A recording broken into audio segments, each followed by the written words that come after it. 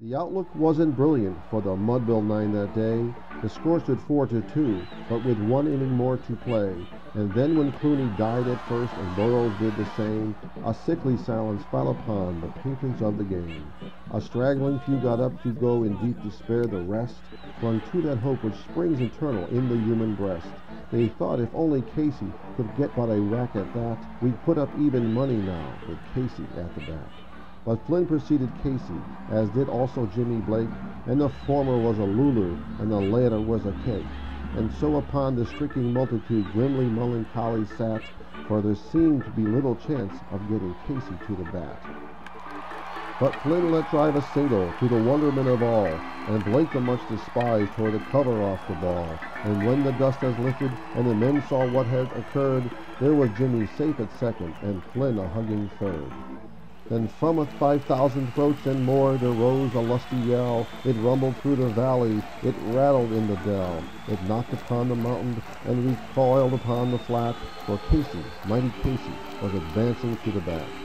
There was an ease in Casey's manner as he stepped into his place. There was a pride in Casey's bearing and a smile on Casey's face.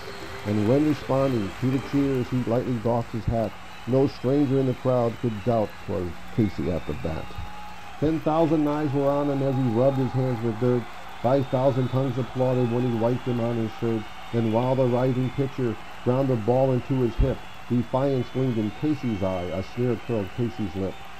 And now the leather-covered sphere came hurtling through the air, and Casey stood a-watching it in haughty grandeur there. Close by the sturdy batsman the ball unheeded sped. "That ain't my style," said Casey. "One," the umpire said. From benches black with people there went up a muffled roar, like the beating of the storm waves on a stern and distant shore. "Kill him, kill!" the umpire shouted someone on the stand, and it's likely they'd have killed him had not Casey raised his hand.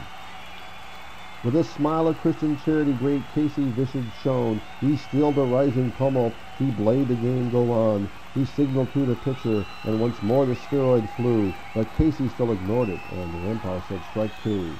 "Fraud!" cried the maddening crowd, and echoed answered fraud.